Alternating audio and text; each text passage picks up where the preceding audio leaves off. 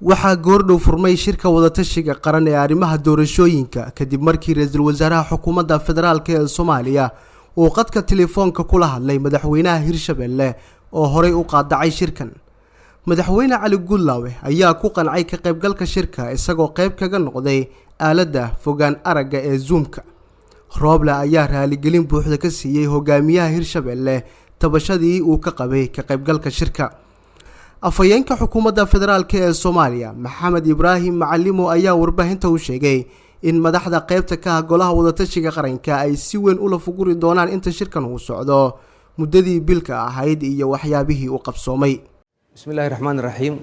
ra'iisul wasaaraha xukuumadda jamhuuriyadda federaalk Soomaaliya Maxamed Xuseen Rooble isaga oo ku hadlaya madaxda golaha wadatashiga qaran ee Soomaaliyeed waxa uu qadka telefoonka uu kula xiriiray madaxweynaha dowlad goboleedka Hirshabelle Cali Cabdullaahi Xuseen isaga oo garowshiyo ka siiyay tabashadii la xiriirtay arintii ka soo qaybgalka shirka ee madaxweynuhu uu ka hadlay. ra'iisul wasaaraha xukuumadda jamhuuriyadda federaalk Soomaaliya insha Allah waxa uu maanta shir gudoominaya shirkii oo madaxdu ay wada joogaan Muqdisho marka laga reebo madaxweyne Gudlaawe ka maqan. shirkaasna insha Allah waxa la isku wareysan doonaa oo laga arinsan doonaa arrimihii muddada bisha ahayd howlihii qabsoomay iyo waxa aan qabsoomin iyo waxa hore loogu soconayo. ra'iisul wasaaraha xukuumadda jamhuuriyadda federaalk Soomaaliya Maxamed Xuseen Rooble waxa ka go'an in uu had iyo jeer isu keeno oo qof kasta oo maaragtay tabasho qaba uu la fariisto geed gaaban iyo geed dheer u fulo sidii ummadda Soomaaliya la isugu keeni lahaa isla markaana dalkan doorasho uu aadi lahaa. ra'iisul wasaaraha maaragtay arintaasi muhiim gaar ah iyo muhiimad gaar ah ay u leedahay.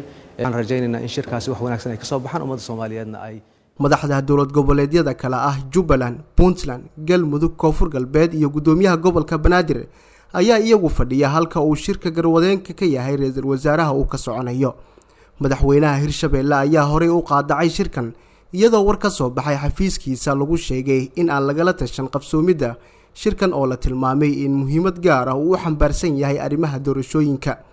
ra'iisul wasaaraha xukuumadda federaalk ee Soomaaliya ayaa geed dheer iyo mid gaaban waxa uu u fuulayaa sidii uu kaga dhabeen lahaa ama uu kaga miro dhalin lahaa mid ka mid ah ujeedooyinkiisa ugu waaweyn ee ah in dalka Soomaaliya ay ka dhacdo doorasho uu hormuud u yahay saldhigna waa heshiiskii 27 May madaxda golaha wadatashiga qaranka ay ku gaareen caasimadda.